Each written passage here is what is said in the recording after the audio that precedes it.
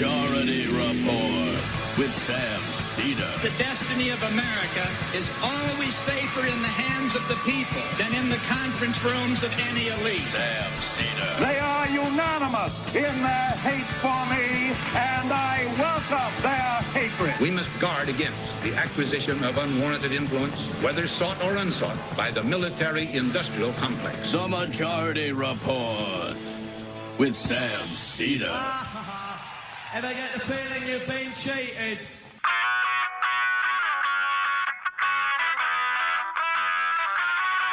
It is Wednesday, February 15th, 2023. My name is Sam Seder. This is the 5-time award-winning Majority Report.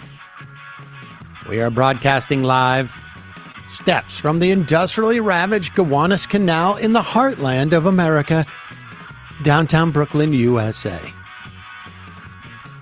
On the program today, Julia Rock, staff reporter at The Lever, on both the train derailment and the attempt by the National Association of Restaurants to derail the unionization movement in this country. Then Suzanne Nossel, CEO of PENAmerica, on the authoritarian censorship that is taking place in Florida. Also on the program today, the DOJ wants Trump's attorney's testimony, citing a fraud exception to the attorney privilege, client privilege doctrine. Meanwhile, Dianne Feinstein to retire at the end of the term, assuming she can remember. Republican senators tell House Republicans no cut to defense spending. They're running out of things to put on the table. In the wake of Palestine, Ohio derailment, a commercial truck rolls in Arizona, spilling nitric acid. Meanwhile, Idaho House passes a ban on gender-affirming care. An Oklahoma judge strips a lesbian mom's parental rights because she's a lesbian. Gave it to the sperm donor. Yep. Unreal. U.S. signals to Ukraine to begin the end game. Republicans have a sad as the Republican on the FTC announces she's going to quit over the FTC doing its job. And new studies show a drastic emission cut is needed to avert massive sea level rises over the next couple of centuries. And lastly, Elon Musk finally turns Twitter into his own personal Twitter. All this and more on today's Majority Report. Welcome, ladies and gentlemen. Thanks so much for joining us.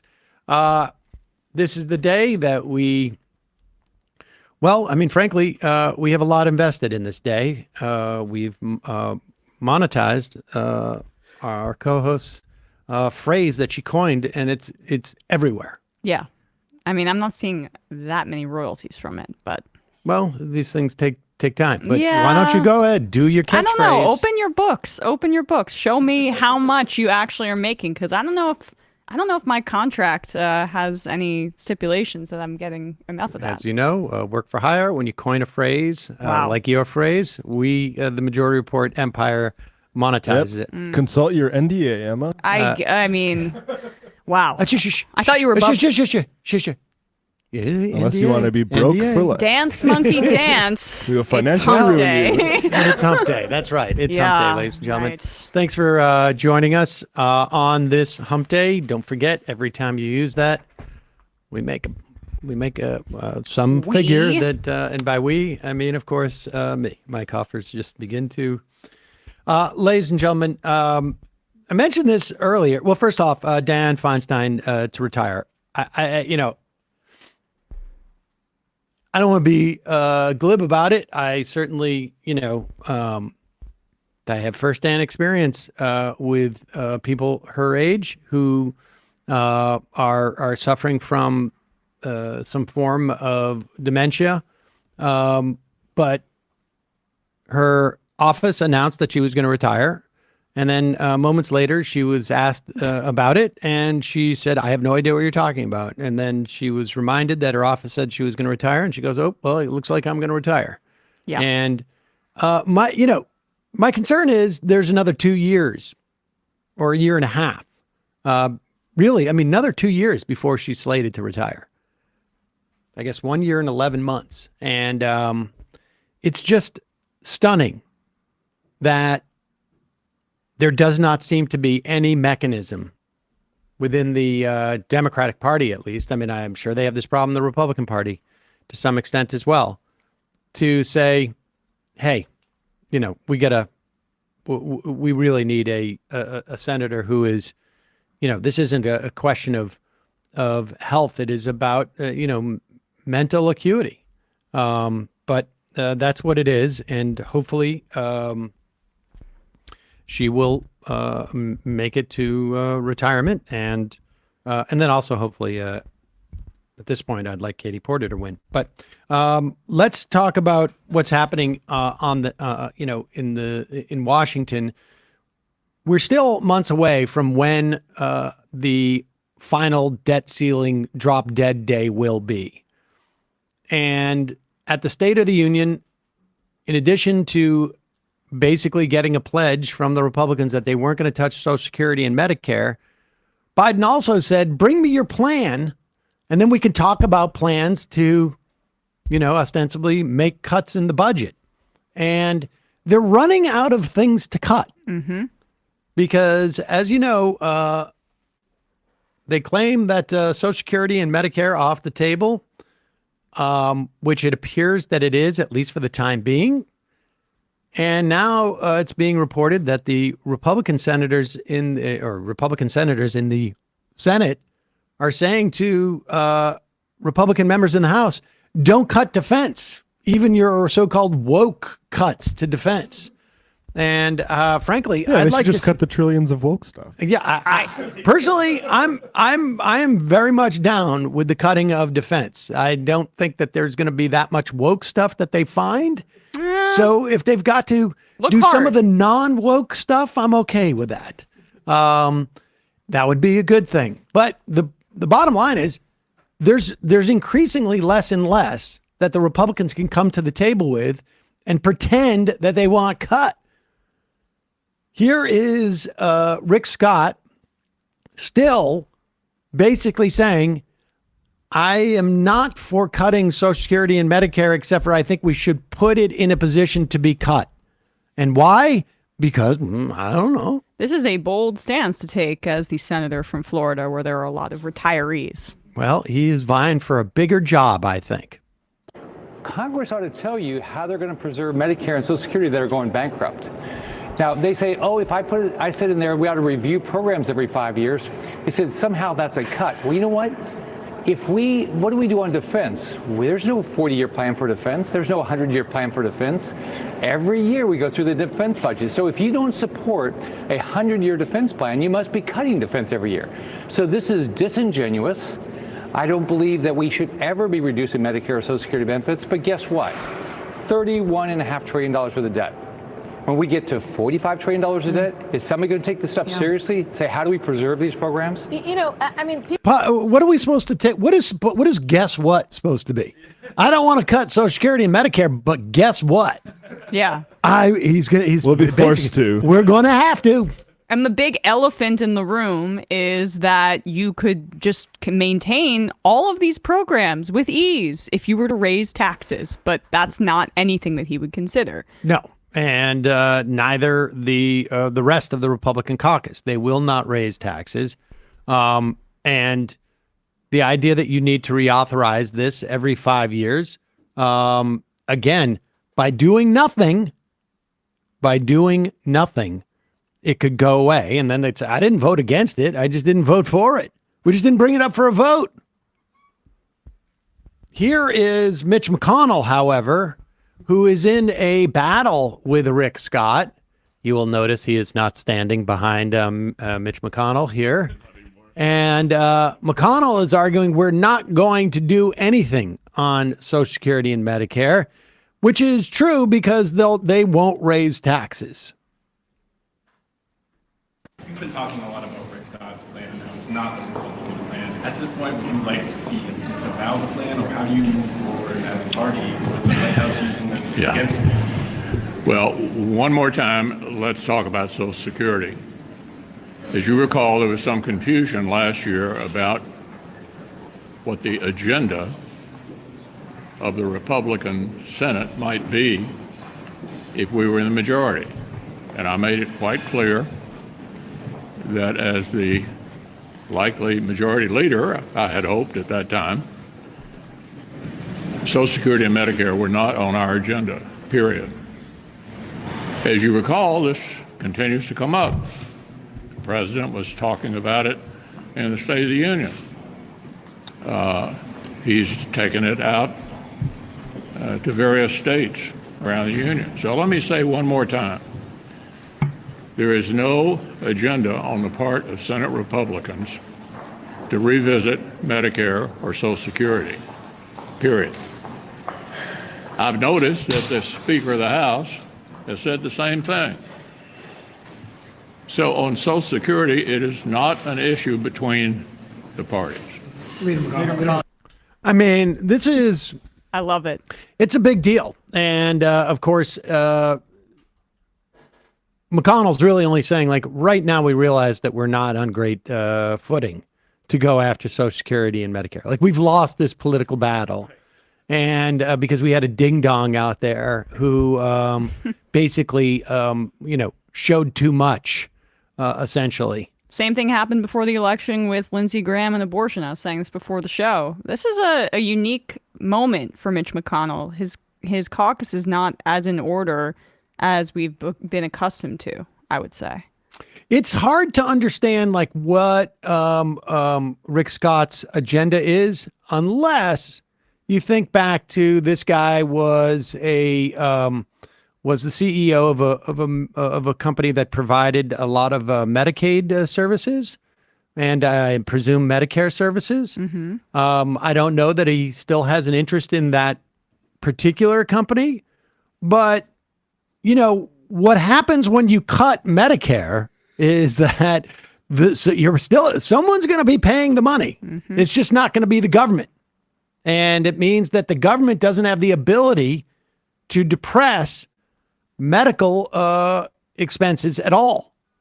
Medicare is a depressant on these on the costs of medicine. Now, it's not enough because it only provides health insurance for a quarter of the country, maybe 15% of the country, but that's the plan. And a small cut in Medicare is going to raise the value of your healthcare interests if you are that guy. It is a bold stance for him to take, especially if you look up Rick Scott's history with Medicare and Social Security fraud. It's just, the fact that he's decided... 51 times, was it? He took the fifth? Yeah. Was it 51 like times? That. He took the fifth a lot on that for whatever reason. So he would know about Medicare and Social Security waste and fraud. I would imagine. 75 times. Well, 75. That's only 25 times more. Nice round number. Yeah. We got a couple of words from our sponsors today, and then we'll be talking to Julia Rock, staff reporter at the Lever. As you know, I am a slightly uptight about having my identity stolen online. I don't think that's a bad thing. I'm not proud of that, but I am proud of what I've done about it, and I've done it with the help of Aura. Aura is an easy-to-use app. It includes everything you need to stay safe online.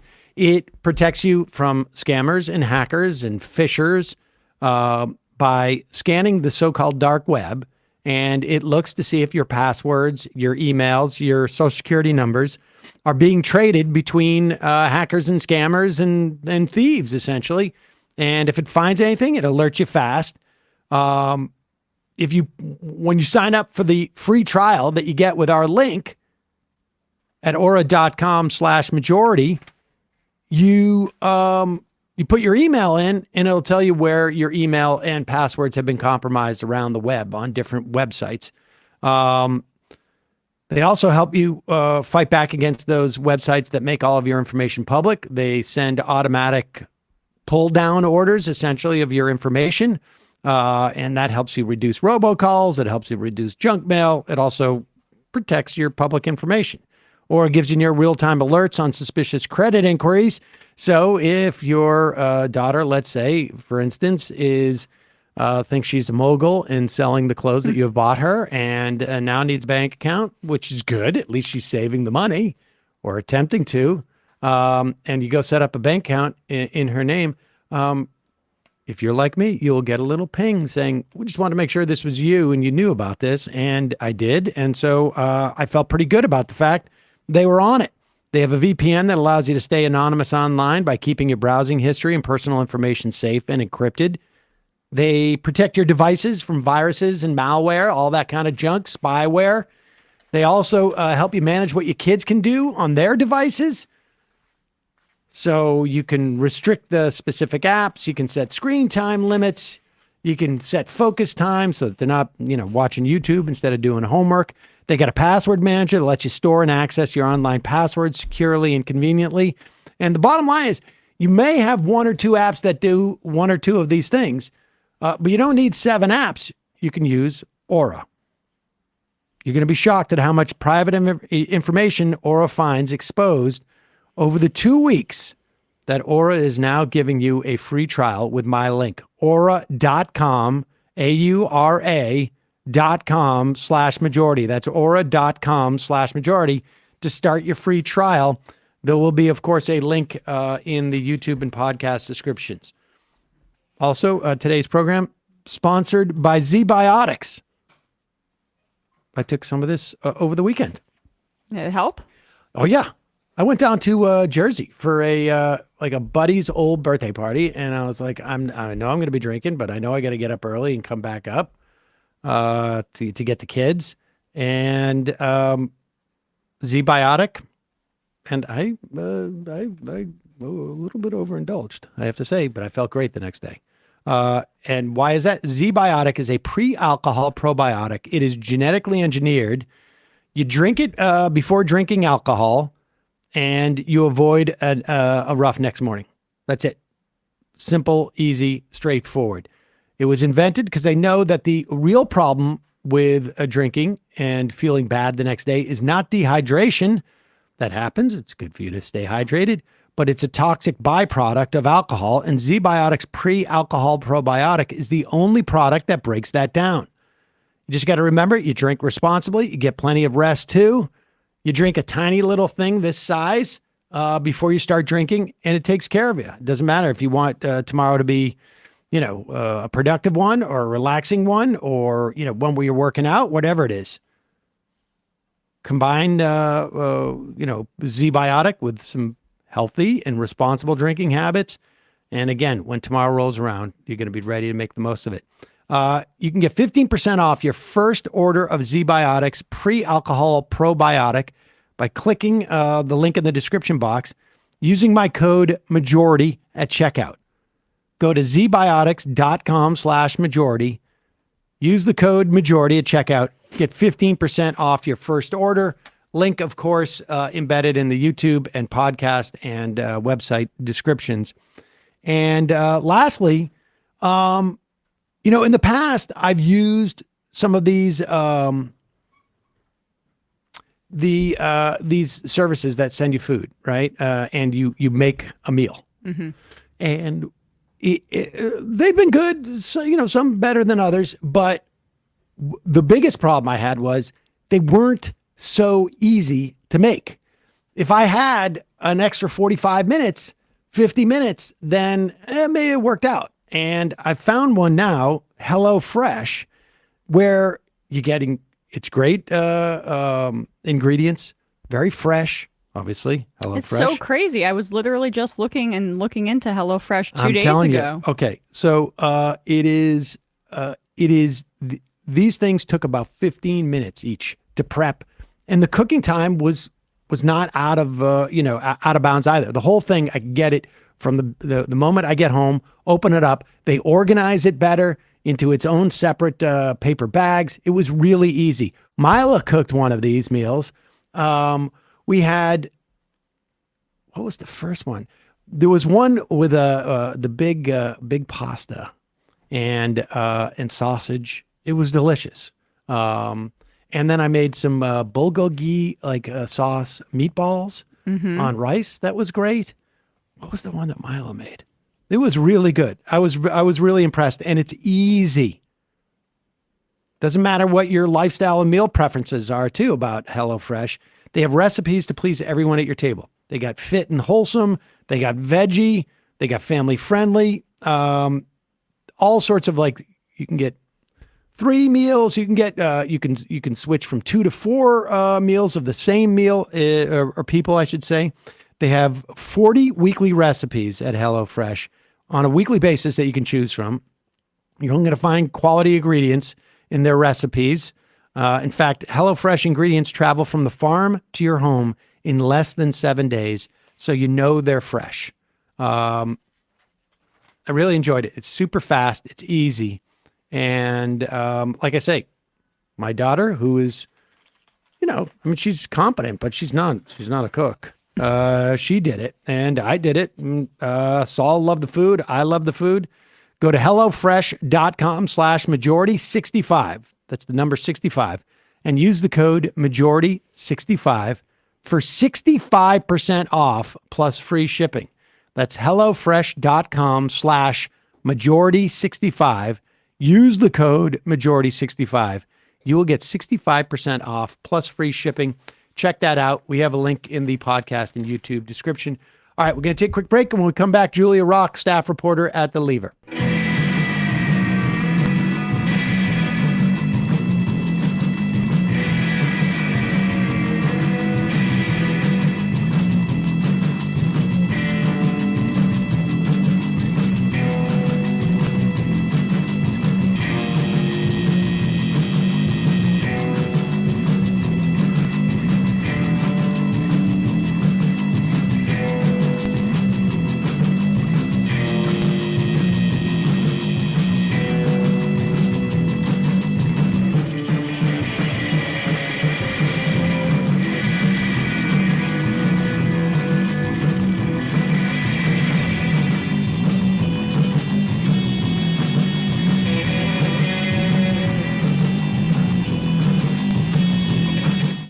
We are back. Sam Seder, Emma Vigeland on the Majority Report. Want to welcome to the program Julia Rock. She's a staff reporter at The Lever, or Lever.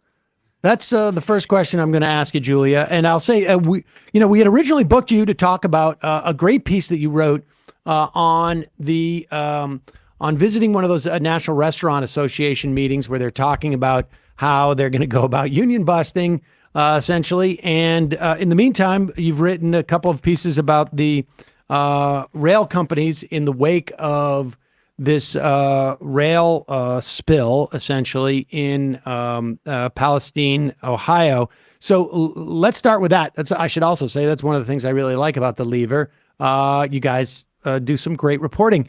First question, lever or lever? I say lever, but I'm going to say on this show lever. I like how it sounds. It's a little bit more elegant. I'm going to stick to lever. Yeah. All right, fantastic. So let's start with this. You've written a couple of pieces along with Rebecca Burns and one with Sirota and Matthew Cunningham Cook about the what may very well be, and we don't know for sure at this point exactly what contributed to all the factors in this accident in Ohio. But why don't you let us know what we do know is clearly, has been clearly identified as at least a cause. And then from there, we can go backwards on the rollback of safety regulations that essentially may have allowed this and the failure of this administration to reimpose them. Yeah. So the cause of the derailment, as it's currently sort of being reported and understood by regulators, was a broken mechanical axle that was apparently on fire for at least 20 miles before the train derailed. So the train did an emergency stop, and that sort of led to the derailment. The backstory, as you allude to, is a much longer story, which has to do both with sort of what rail workers are now referring to as the buyback era in the railroads, which is the era of the 2010s, when railroad companies spent far more on stock buybacks than, investments in infrastructure on the railroads. They slashed their workforces by nearly 30% in an attempt to beef up profits. Now inspection times are falling, or inspections aren't happening altogether on the trains. So it sort of created a perfect storm in some sense for what just happened in East Palestine. There's another really important element that the lever has been covering, which is that also during this buyback era, the railroad industry was lobbying against all sorts of safety regulations that would have required things like speed limits on trains carrying flammable chemicals, better braking systems, better safety retrofits on tanks. So it's like this is the entire backdrop. They're spending their money, returning profits to shareholders. They're slashing their workforces. Their workers are exhausted, and they've fought and very successfully, in many cases, killed regulations that would have made these trains safer. I mean, so there's again a classic case of privatizing the profits that are made by socializing the risks associated with what they're doing. And you said lever, but that's all right. That's all right. So I mean, let's specifically talk about that. So there's really two sort of almost like silos of things that led to this in terms of, I mean, there's a lot of different factors, obviously, but what could have been done differently? We don't know why that axle was on fire, but we do know that there are plenty of times where these trains have to stop. And if they're fighting regulations about the speed in which these things travel, that stopping becomes more perilous. Let's talk about the brakes, because this seems to be like sort of the most obvious example of this, and how this company in particular went from sort of touting these brakes as a potential revolutionary or safety feature to forget about that. So I do a lot of stories on corporate malfeasance and corporate capture of regulators, and this story still blew my mind. Basically, right now, freight trains in the U.S. have braking systems that were designed in 1868, and essentially they stop trains car by car, one at a time. And trains are getting very long. The one that derailed in East Palestine had 150 cars. I think it was nearly 10,000 feet long. So and we should just let me just, why are they that long now? Because this is also part of the story. Like each one of these elements are part of the story of them trying to just maximize their profits at the sake of safety. Yeah, so my understanding is it's sort of like an efficiency thing, and you can have fewer workers if you make the trains longer and longer. So this is part of the slashing of the workforce. So rewind to 2007, and Norfolk Southern, whose train just derailed in East Palestine, starts touting this new braking system, which is far better. They say it can reduce stopping distances on trains by up to 60%. And rather than stopping trains car by car, as the old system does, it can stop all the cars at once, which is a pretty good idea. So they're touting the benefits of this new braking system, an ECP braking system. It's electronically controlled pneumatic brakes, and saying how great it is, and how it will be good for the train companies because they won't need to inspect the brakes as often. After stopping a train, you can get it going again more quickly, etc. In the 2010s, as more and more crude oil is being shipped on trains, as well as other hazardous materials, the Obama administration says, well, great, you've discovered and designed this new braking system that will make trains quite a bit safer, prevent derailments. we're going to move to require them on trains carrying highly hazardous flammable materials. So they moved to issue a regulation. The industry turns against it. They fight tooth and nail, including Norfolk Southern. They reported lobbying against it. The Obama administration issues a rule. It only applies to sort of a narrow class of trains, but they do the ECP braking rule. And then the rail industry continues to fight it. They get it repealed under Trump. Why were they touting it at one point and then saying, actually, no, we don't really want it? What was the theory behind that? Is that just to drive their stock prices up? Yeah, I've heard two explanations for it. So one is that, even though the companies knew it would lead to cost savings in the long term, there's sort of this idea that Wall Street is not okay with any type of substantial capital expenditure. So this is part of the buyback era story. They don't care about long-term cost savings. They don't want money spent in the short term. Something that a couple of former Federal Railroad Administration regulators told me that you hear in all sorts of, fights over regulations is that even though the train companies know the brakes are better, they don't want to give regulators a foot in the door.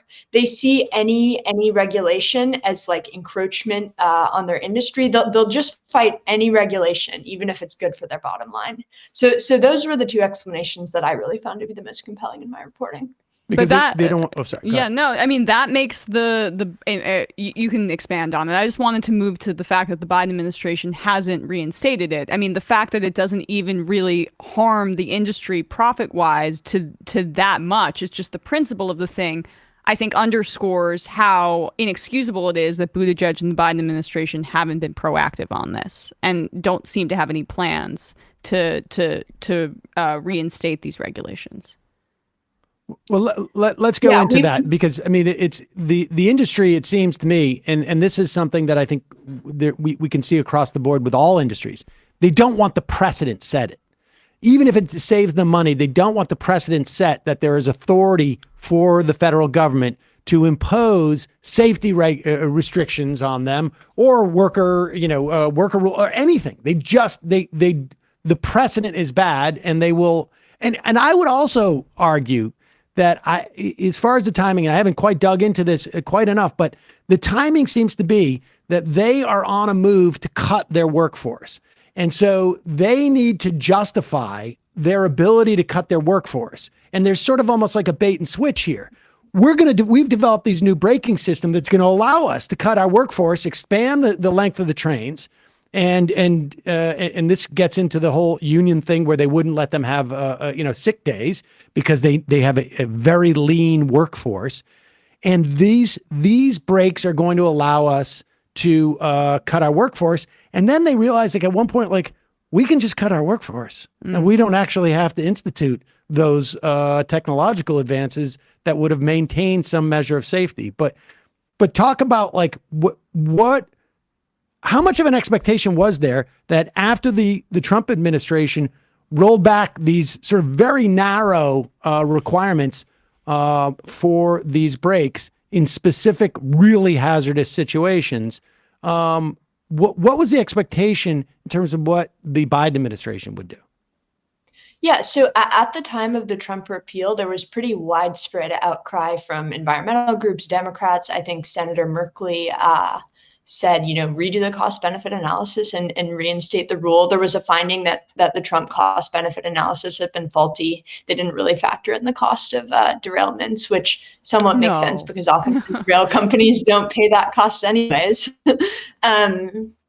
But so there were sort of widespread calls at the time for the rule to be reinstated. When Biden came into office, some of the unions were pressing Biden and as you say, Buttigieg, who's at the helm of the transportation department, to redo the ECP brake rules. And there was actually a congressional hearing last summer on rail safety where a former FRA regulator said, like, redo the brake rule. There are going to be more derailments.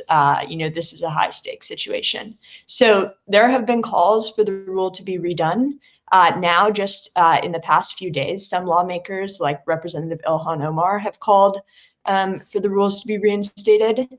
We're learning a lot about the Buttigieg transportation department, I guess, in recent months. So expectations are extremely low, but there are calls for him to redo this rule. Do we know where these ideas, I mean, like, it seems like these railroads did a broad sort of like efficiency measures they started to institute, 15 years ago or so. What consulting company was brought in to help them with these logistics? Do you know, by any chance? Was it McKinsey? Well, I don't know. That's what it sounds like them, I'm right? asking. I mean, it's not hard to imagine. And if it wasn't McKinsey, it was somebody who had a consulting firm that was just like McKinsey. Right. I mean, the point you're making is correct, which is that this is the consulting firm playbook, is like destroy your company and juice the profits.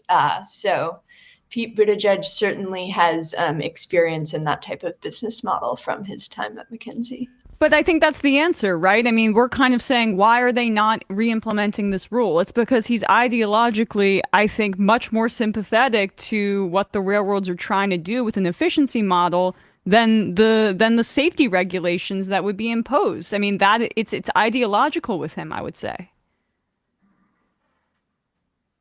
Yeah, I mean, there's no question there. It's just so, Julie, but one last thing too. You mentioned they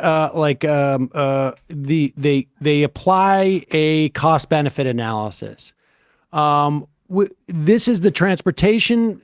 Who does this? Like, I know EPA has a version of this as well. In fact, like the courts sort of force these agencies to apply it, or sometimes there are lawsuits. Just walk us through a little bit what it is in this instance, and then I want to talk about your union piece.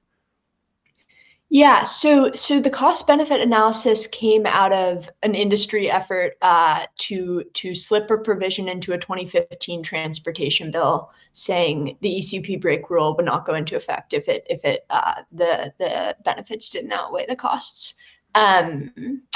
And so the cost benefit analysis was done during the Trump administration.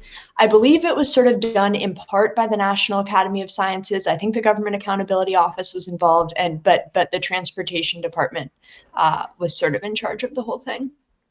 And that analysis is always a function of what the inputs are, right? I mean, in other words, like, the cost benefit analysis to me is very different than it is to the CEO of that company, right? I mean, the cost benefit analysis for the people living in Palestine, Ohio, very different than it is for the shareholders of the freight company. Oh, completely. Derailment costs, residents of a town a lot more than it costs the company because we don't hold them very liable for the cleanup costs. And, there was sort of an additional, somewhat technical point, but the railroad industry was sort of complaining that the cost benefit analysis didn't have enough data to be done adequately, and then they wouldn't hand over the data required to do, an effective cost benefit analysis. So they were like, look, you don't have enough data. And it was like, well, who has the data? Yeah, that's it's a neat trick. All right, well, let's turn and folks, we will link to at least two of the pieces that I know you've written about that in all our descriptions. But let's talk about your piece, which I really enjoyed from I guess it was 2 weeks ago now. Fear and Loathing Among the Union Busters. It is this is you went to, I assume you visited the National Restaurant Association's I guess legal conference, essentially what it was. Just start with I really enjoyed the National Labor Relations lawyer showing up there and sort of maybe not meeting their expectations as they had in the past. Will you just walk us through that a little bit, and then let's just talk about the things you heard? Well, yeah. So the National Restaurant Association is a massive lobbying group that's basically focused on keeping wages low for workers. And so I go to this conference sort of wondering why the general counsel of the National Labor Relations Board, Jennifer Abruzzo, who's been sort of a firebrand, really on the side of workers, is speaking to this lobbying group. It's sort of a common thing for regulators to go talk to lobbying groups and sort of cozy up, rub shoulders, give them a sense of what's happening, say everything's going to be okay. But instead, Abruzzo gives this very stern speech to the audience saying, if you fire workers for unionizing, I will get them reinstated. Other administrations may have sought 80% back pay. I'm going for 100% back pay. I know you're not required to post the National Labor Relations Act in your workplace, but you should really do it. And, if there are violations in one of your restaurants, we're going to go look at the other restaurants, because usually that's a sign of a pattern. So she's saying all of these things that, you don't really want to hear if you're a massive restaurant chain, and you probably don't expect to hear if you've paid to go to a lobbying group conference.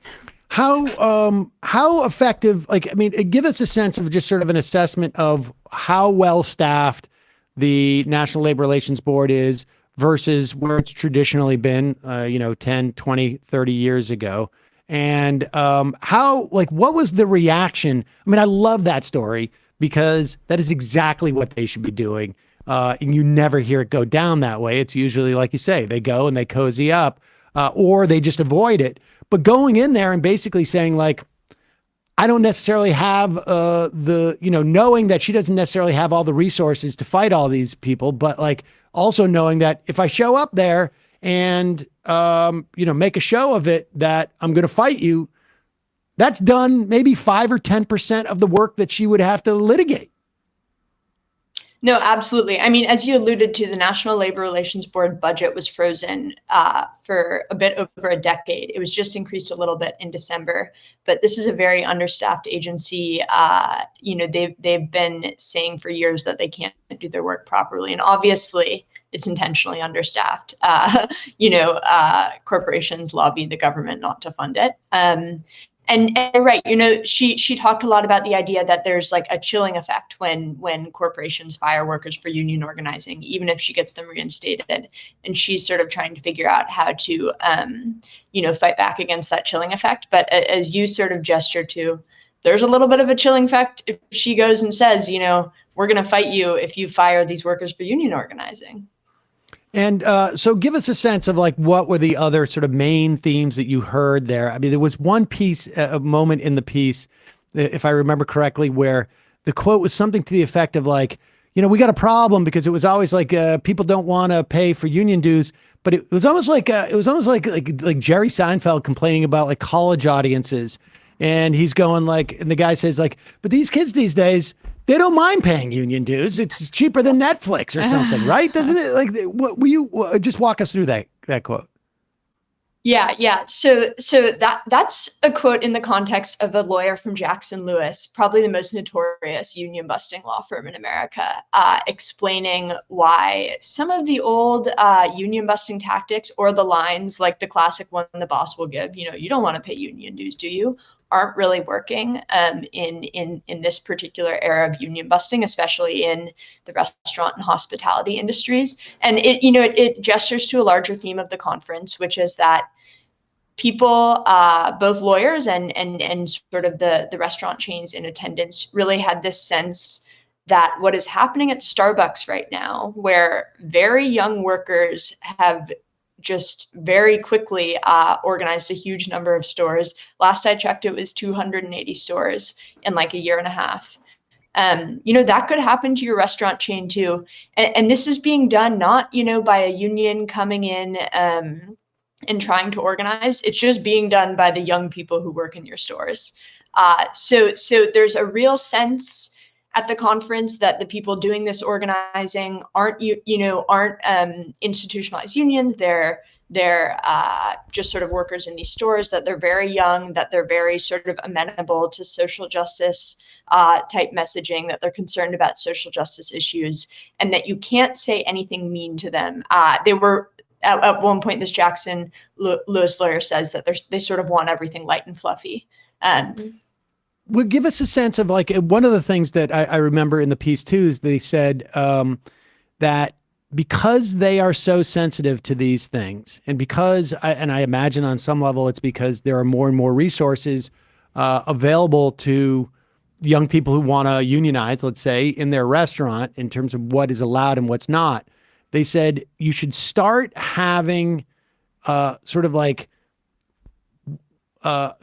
mandatory meetings now with your employees before they start a unionization drive, so that when you want to deploy mandatory meetings to poison their minds against the union, it won't seem like you're doing something different, right? Was that what one of their strategies? Will you walk through for folks, because we have folks who call in all the time. They're trying to unionize their place. What is reiterate that strategy, if you would, and what other strategies did you glean that they are trying to prep their restaurants for? Yeah, so this is quite an interesting one. And part of the context is that Jennifer Abruzzo had talked about captive audience meetings during her speech, and she is trying to make those meetings illegal, where workers sort of have to go hear anti-union messaging from the boss. So the Jackson Lewis lawyer scheme to both get around Abruzzo and a workforce that might not like the idea of a captive audience meeting is, before you hear about any union efforts, start meeting with your workers and telling them what a great company they work for. It sounds a lot like a captive audience meeting, but there's no mention of unions. And have this be a regular thing that you do. It'll make them feel more engaged in the workplace. It will make them less likely to unionize because they'll realize you're sort of a great company that cares about, social justice as they do. And then if they do decide to file for a union election, you're already having meetings where you talk about what a great workplace this is. And you can sort of easily turn those into captive audience meetings without them really seeming as such. The underlying idea, obviously, is that your workers are too dumb to realize it's a captive audience meeting, which I would find very surprising. I think it's pretty obvious when the boss has pulled you into a meeting to give you anti-union messaging. But there you have it. Another tactic they discussed that was somewhat related is, the Jackson Lewis lawyers were saying everybody's talking about ESG. This is environmental, social, corporate governance investing. And they sort of clearly saw ESG as this, somewhat false vessel for conveying the great social and environmental efforts at a company. And they were basically saying your investors can sort of be duped on the ESG stuff, so can your workers. So have them doing things like being on sustainability committees, being on community engagement committees, and so they can feel like they're sort of getting their fill of social justice. You can tell the investors you're doing it and that it makes you a great ESG company, and your workers will be less likely to unionize. That reminds me, incidentally, about the staff meeting that we're going to have afterwards. But aside from that, last question. You mentioned that Abruzzo is looking to promulgate regulation that would make captive audience meetings out of bounds. What other things? And I think there was one other that was mentioned about the persuader rule, or some type of transparency about persuaders. What other things could the Biden administration do? And I know that they've passed some things that have helped in organizing, but what other these small measures that are sort of small bore, but these tactical things that really can make a difference in the ability of workers who are motivated to organize, make it easier for them to do so? Yeah, so there are two things I'm certainly thinking about. One is the persuader rule, which you mentioned, which was initially done under the Obama administration. And so the background is that if you're working at a company, say you're working at McDonald's, you're trying to unionize. McDonald's learns you're trying to unionize, and they hire a firm where they're paying thousands of dollars an hour to union bust. They don't have to disclose that to you. The persuader rule required companies, when they retain a third party to help union bust, basically, they would have to disclose it. That's helpful for workers, because then you can say to your coworkers, look, you think McDonald's isn't trying to union bust? They just hired the biggest union busting firm in America. Obviously, this is what they're doing. Additionally, unions are subject to really stringent transparency requirements. So there's quite an imbalance. Biden has not redone the persuader rule. So we don't know who's doing the union busting. That would be helpful to workers. So to be Another clear, thing I'm thinking, was that reversed during the Trump years? Sorry. Yes. Everything good that remotely good that Obama did reversed during the Trump years. Many of it not reinstated under Biden. Persuader rule, great example. Okay. And I'm sorry. And the second one. Yeah, and another thing I'm thinking about is something that Biden, promised to do on the campaign trail and has promised to do since then, which is, not to give federal contracts to companies that do union busting. And this is, pretty standard for sort of conditions to be attached to federal contracts. There's sort of broad authority under the Federal Procurement Act to attach standards to them. And some of these huge companies like Amazon that are, notorious for their union busting are hugely reliant on federal contracts for their businesses. I mean, Amazon Web Services, the cloud platform, is massively propped up by government contracts. So Biden has said he will not grant contracts. Or he had previously said that he would do some type of rule or order saying they wouldn't grant contracts to companies that were doing union busting. You could also do things like labor peace agreements, but use that federal procurement authority to help workers. They haven't done that. All right. I guess lastly, Abruzzo sounds good. The National Labor Relations Board seems to have been to be effective to the extent that it can be. Where's the problem? Like, is there a problem at the Labor Department? Or is it just simply the Biden administration is against these things, or where is the logjam for measures like that? Yeah, that's a great question. It's something I'm thinking about because, you have regulators like Jen Abruzzo, like Lena Khan doing really great work. And then you have regulators like Mayor Pete not doing any work. Right. And it's a little bit confusing that that's all happening in one administration. I think with particular things like the persuader rule, I've written a lot about the lobbying efforts against it. The American Bar Association, weirdly, the Guild for Lawyers is really against it, and they have a lot of influence. You can imagine on the contracting stuff, Amazon has a lot of influence in the federal government. So I think with all of these things, it's probably a story of a little bit more, capture of government, as well as, Marty Walsh was not very ambitious in the Labor Department. So perhaps that shouldn't be too surprising to us either. Julia Rock from The Lever or The Lever. Thank you so much for your time today. We'll put links to all of your reporting there. Really great stuff. Really appreciate the work that you guys are doing over there. Yeah, this was great. Thanks a bunch. And we have a couple more stories coming out on the rail stuff and Pete's Authority. So keep an eye out. Great. Thank you so much. All right, we're going to take a quick break. And when we come back, we'll be talking to Suzanne Nossel. She is the CEO of PENAmerica, about what's going on in Florida.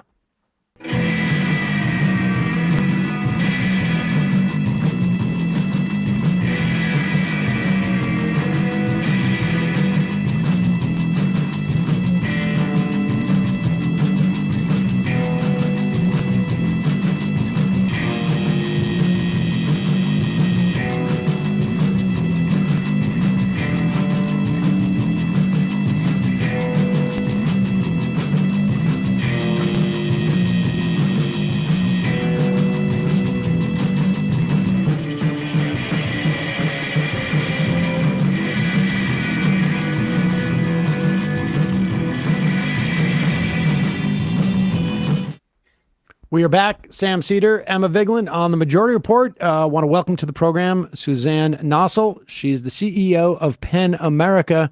Suzanne, welcome to the program. Thanks for having me. You guys have been doing a lot of work on what's going on in Florida. Just like off the top, we have at least 3 laws that have passed that essentially make it harder for teachers to teach things. And to have books. Just characterize what's going on in Florida in a broad way relative to what you have seen in this space, as it were. Yeah, look, relative to what I've seen in this space, I have to say, it remains pretty shocking to me what is happening here in our own country. We used to deal at PENAmerica with book bans.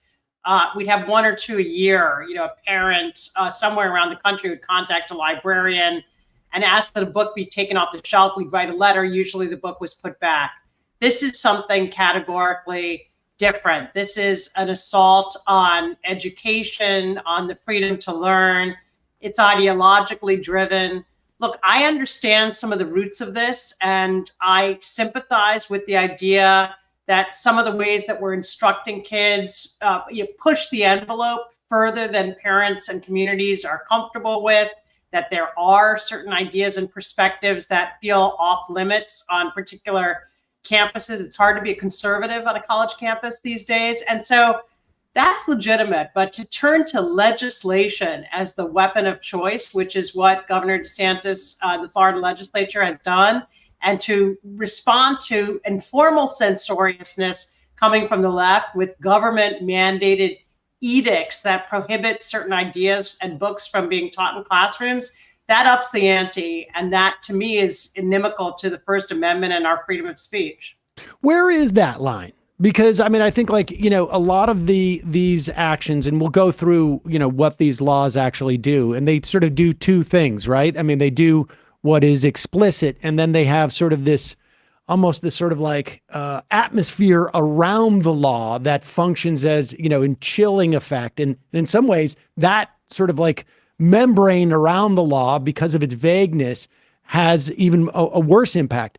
But where is the line here? Like, where do we go from, you know, these college students with their political correctness is, you know, sort of is annoying and oppressive, you know, to me personally, because, you know, I can't express my ideas without criticism.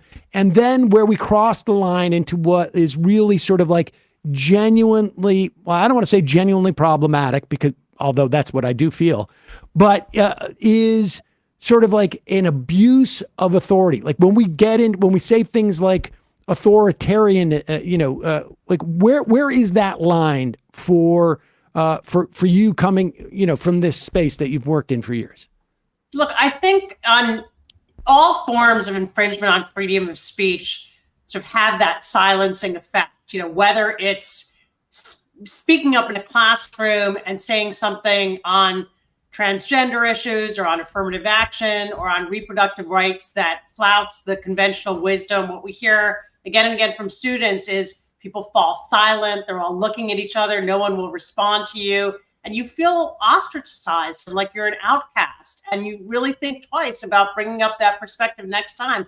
I think that's a serious problem because it's pervasive. And there is a kind of orthodoxy that has set in on a lot of campuses. But, you know, when you really want to talk about crossing over into authoritarianism, to me, that's when you invoke the power of the state. This is not, you know, a social matter where people have kind of come together and they've got an ideology and they're trying to enforce it and propound it among a student body.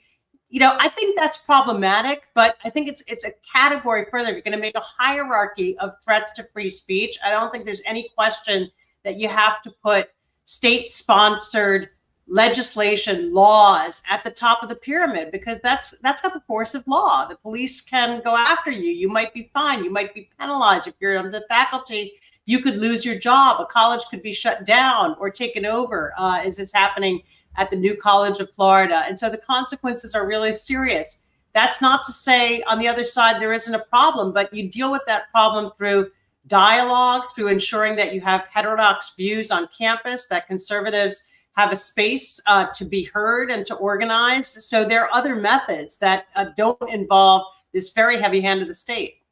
And again, before we get into it, I just want to work this out because I see you're a Harvard Law graduate. I went to BU Law for a year. I had a professor who was farmed out from Harvard because they get to be 70 and they end up coming across the river in Boston.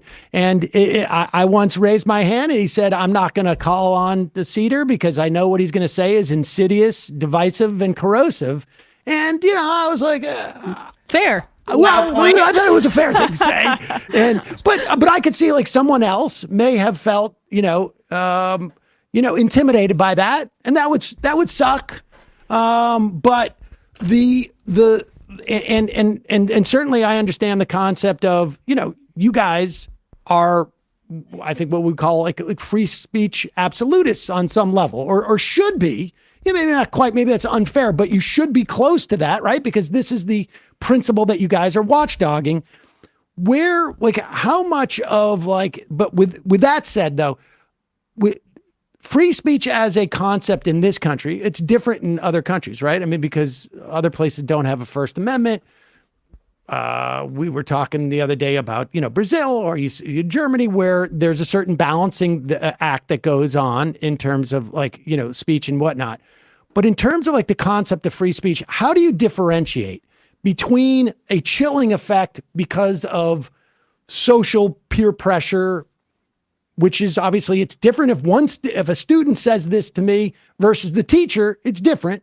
It still seems to me to be within a realm of social pressure on some level, although it's a little bit different again with the teacher. But where, from as a legal matter, where is there a concept of free speech that doesn't involve the state imposing these type of things? Yeah, I mean, it's a great question. Not really. I mean, under the First Amendment, the prohibition on infringements on whether it's press freedom, religious freedom, it all is directed at the state. So there's no prohibition on, you turning off the microphone right now and silencing me. You're free to do that. And so I would never. The underpinning, I hope you don't, but the underpinning, though, what I've thought a lot about is, well, why do we protect free speech in the first place? It's because we believe that a robust exchange and a kind of dynamism in our public discourse is beneficial. It drives forward democracy. It makes for a more creative society. It can be a catalyst for innovation. And if you think about those underlying benefits that derive from free speech, you realize that in order for those to flower, you need to do more than just keep the government out of it. You've got to foster an environment, particularly on a college campus, where there is a broad range of ideas, where people feel like they can ask the hard questions. They can challenge the conventional orthodoxy. They can push back against what's being taught and point in a different direction. And so I think that's important to free speech, but it's not actually really enshrined in the First Amendment, except insofar as the government may not interfere with it. All right, let's talk about what's going on in Florida, because I think it's really distressing. And I think that and certainly the sort of the atmosphere that it creates is certainly not conducive to that other part of the ideal of free speech, let's say. And so let's start with HB 1557, HB 7, HB 1467, the Parental Rights and Education Act. That's what people refer to colloquially as the Don't Say Gay law, the Stop Woke Act, which people don't even have to refer to it colloquially. That's the name, literally the name of the act, although it's W.O.K.E. And a mandate that that schools maintain an online database of every book in their collections, so that essentially you can apply the Woke Act and the Don't Say Gay law. Will you walk us through what those do explicitly and don't do explicitly, but also what they do implicitly? Yeah, sure. Let's start with what people call the Don't Say Gay Act. The actual kind of threshold is below third grade, not talking about LGBTQ identities and narratives. And then beyond that age group, doing it only in sort of appropriate ways. And, the argument there is, look, that some of these concepts are complex. They're sensitive.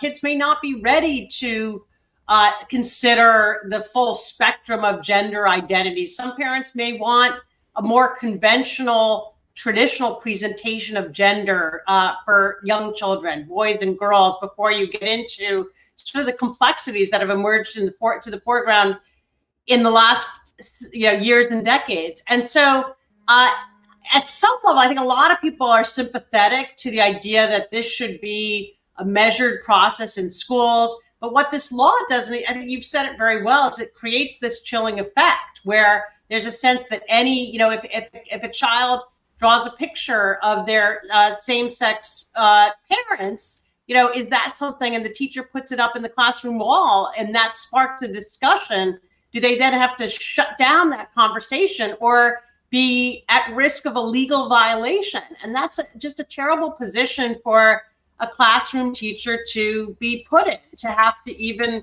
worry about or think about that when they're leading a class. And that's the point. It is not that what is written down on paper may sound kind of reasonable and kind of measured, but inevitably it sparks this fear, and people realize what it is that the legislature is trying to get at when they enacted this law, and that they're looking for test cases. They're looking to create scapegoats and blame teachers for not adhering to this. And so that's very much the ethos. The Stop Woke Act is kind of similar, but targeting these concepts, what many people call divisive concepts. It really centers on critical race theory is the term that gets used, but it's perspectives on race that could cause people to feel blamed or a sense of accountability for past wrongs, that they're being singled out or stigmatized because of their privilege, that their a sense of guilt is being fostered, and that these kinds of programs and teachings in school are prohibited. And this, of course, raises so many questions. This is really what is at the heart of the debate over the advanced placement African American studies issue, which has become a real flashpoint because of concerns that talking about the work of certain theorists in African American studies may cross the line into wokeness, which is now prohibited in the state of Florida. So there again, if you're teaching American history, if you're teaching race, if you're teaching a lesson on slavery, you're on notice that what you say and how you say it, and even the feelings, the subjective feelings that it creates in students, could jeopardize your position. And then finally, this mandate about books obviously is intended to send the message that you're being watched, that what is on the shelf is being watched and scrutinized, and don't make a false move or you're going to be in trouble. Is there a standard that has ever been developed that seems to be deployed in the case of the Parental Rights and Education Act? Because certainly the standard that's articulated, that I think you articulated, at least in terms of like there may be things, ideas that are too complex for third graders. I mean, having children myself and having read a book written by the former sex ed teacher from the DOE in New York City. This is the biggest public school system in the entire country. Third graders, as far as I can tell, completely capable of understanding these concepts. And certainly, if you're taking an AP history class, the idea that you can understand the complex, the idea that there have been past wrongs, there may be some implications to responsibility or accountability for society, today. But that's also that's a different standard, right, than the one that's being applied to the third graders and below. Is there a standard that exists, or is it just simply that these things are measured by? Like, what constitutes a standard? Like, when do we decide this is reasonable, as opposed to it's just simply an ideology? Because outside, it's one thing to say I don't want my kid to learn about this. And I mean, frankly, there's a lot of things I don't want my kid to learn about, that I could pick at school, but we can't really allow that so much, because everybody would get to choose without a standard. What is the standard, or is there one? Yeah, look, it's really difficult. There isn't a clear legal standard. Courts have talked about things like, in a science classroom, whether information is fact-based or not. And that may be more discernible when they were having the debates over teaching the theory of evolution versus creationism. But when it comes to, how to present complex questions of gender and race, I don't think there's a single standard. I also think, look, in this country, education is very decentralized. We devolve that power to the states. They, for the most part, devolve it to school boards. Communities have influence. And we embrace that idea in the United States that, we don't have a national school system, a single curriculum. We like the idea that, there may be different moorings. I'm here in New York City. These concepts are very natural and normal. My kids have grown up with them. I think they understand them. They see the complexities. And I think that's been terrific. I also recognize it's not the same way everywhere across the country. And I don't think it would work in this country to try to dictate. And so you have to have dialogue and a give and take. And we have systems for that. We have PTAs, we have parent-teacher conferences, we have opportunities for people to make their voices heard. We have school board elections. The answer should not be legislation aimed to intimidate teachers and principals into submission. I know that, even though figuring out a better approach where these issues are contested, a community may be divided, is not easy. I know that is not an approach that we ought to be embracing here in the United States and under the First Amendment. You talked about the College Board earlier, and I wanted to ask you a few questions about that because from the outside, it appears that they were essentially bullied into changing their curriculum by Ron DeSantis. I mean, there is not, as you say, a standard national curriculum for a lot of students, but this is a little bit closer to that, right? I mean, the College Board has a lot of power and a lot of sway, and they seem to capitulate kind of quickly to what Ron DeSantis was pressuring them to do. How did that go down, and what's your take on the College Board's acquiescence? Yeah, look, I mean, the College Board maintains that they came at this decision on their own in consultation with the teachers who tried out the course and with the scholars who were involved in creating the curriculum. They're quite insistent on that. But the record shows clearly that this, a couple of things. I mean, first of all, just the mere passage of the Stop Woke Act, could not have and did not go unnoticed at the College Board. They are aware that a big state that's a significant source of revenue has put certain ideas off limits. And what we also see is a lot of copycat bills. So that exists in the state of Florida. There are other states that have passed similar laws. They tend to be worded a little bit differently in each case, but there may be more such laws. So the College Board has to factor that in when they're thinking about, who they're serving nationally and where they want this course to be adopted. So I think there can be no question that the College Board framed up this course with that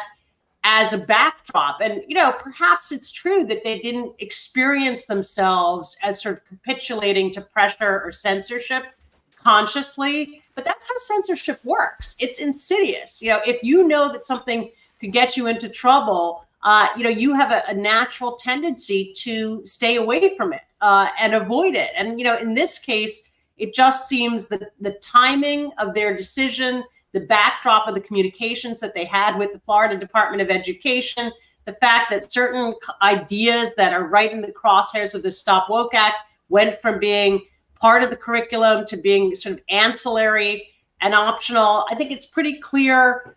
It's really hard to accept that there's a different narrative than that the outcome for this course was shaped by Florida's censoriousness. Now, if you'd taken that out of the picture, maybe they would have come to the same curriculum. That's possible, but we'll never know that. So with these laws that are being passed in Florida, what does Penn do, or what can we do, or what can broader society do to roll this back? I mean, are there going to be constitutional challenges to this? Because this is a situation, right, where while there is, are there? Do you think there are constitutional challenges that ultimately will be made to this?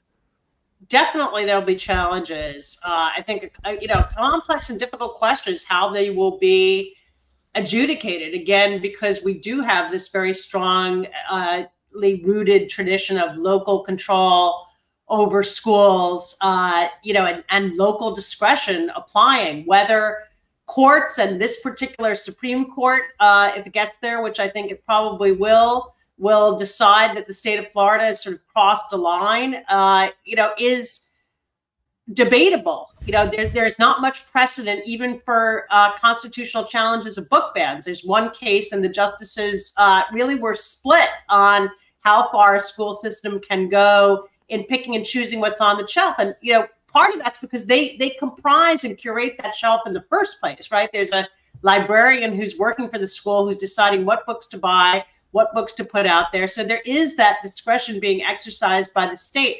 Now, I think that's very different for somebody to assemble a collection of books versus somebody going to that collection and picking and choosing a couple of things on ideological grounds that get withdrawn from it. But the law has to be developed to make that distinction. And so I think it's going to be fascinating to see how these challenges unfold. And they're different stakeholders, faculty, students, potentially authors and theorists. So, whether they have standing to bring the challenges and how the courts dispose of them is something that we're going to be watching over the next few years.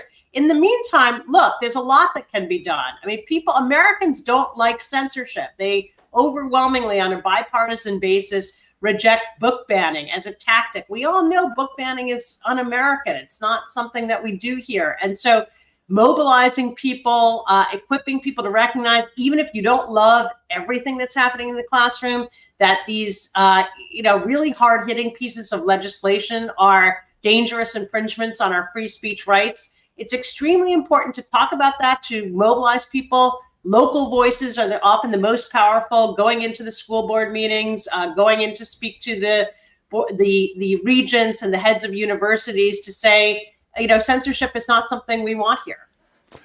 On the first part, in terms of the legal challenge, has there been a definition of what local means? Like insofar as I get the idea that we have decentralized education significantly. We have local school boards, but why do we stop in some instances at local meaning the state, literally the state, not the state. I'm talking Florida, as opposed to certain counties, right? Because there are certain counties who undoubtedly do not want to be constrained in this way. But that's considered not local. The state's considered local. Like state government is considered local as opposed to the federal. Where has there ever been any legal sort of authority on what we mean when we say local? Because it seems to float depending on where the power is.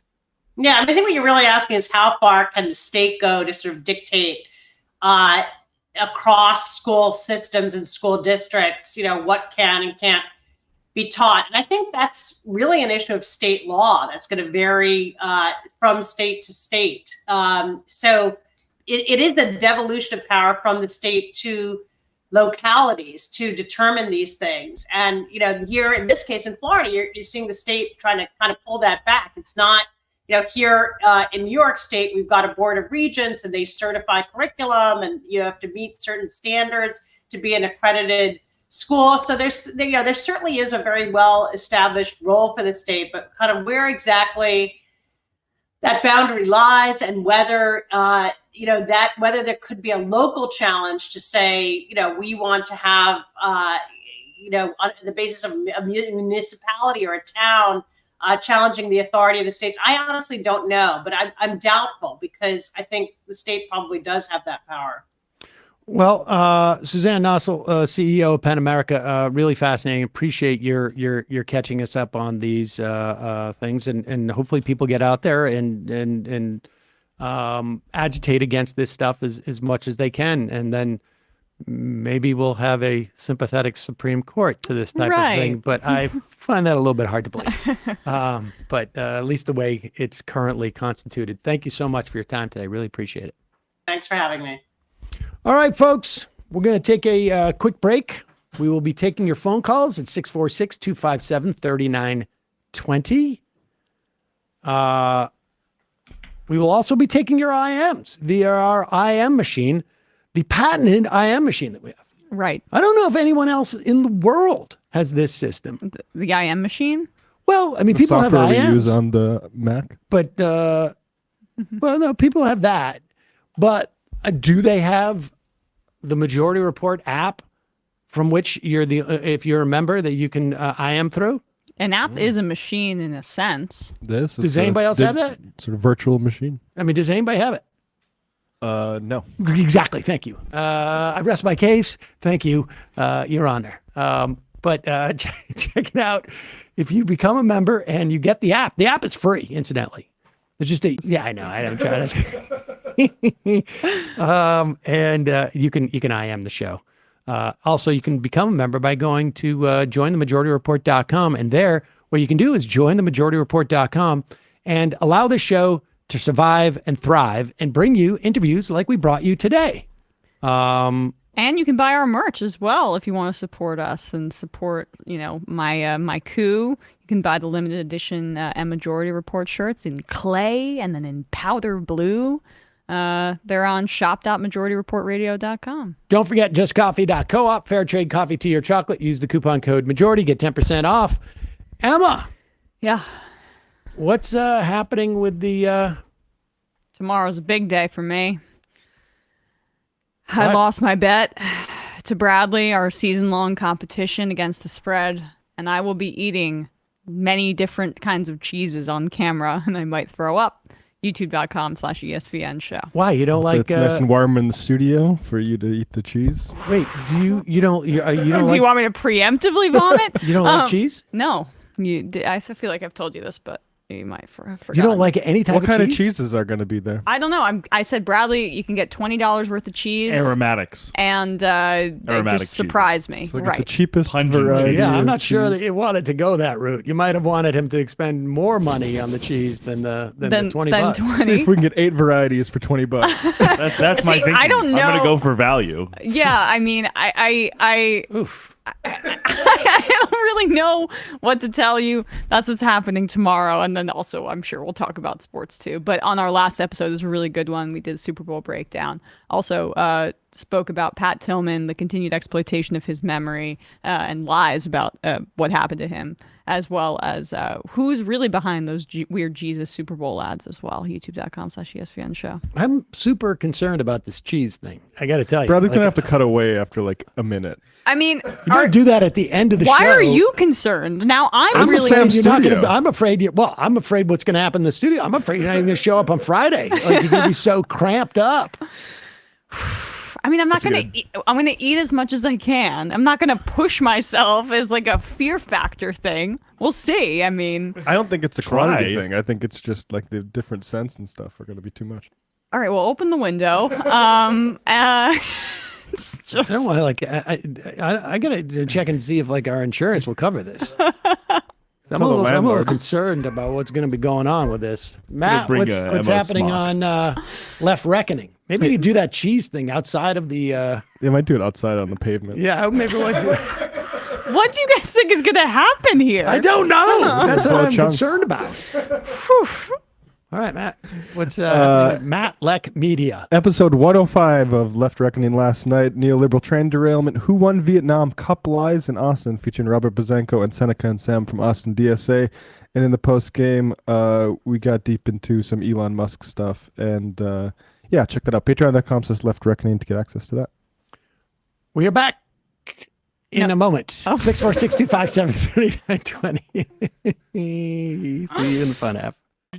You are in for it. All right, folks. 646-257-3920. See you in the fun app.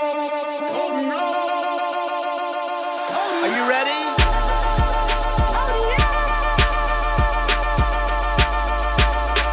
Who sent us this? Alpha males are back.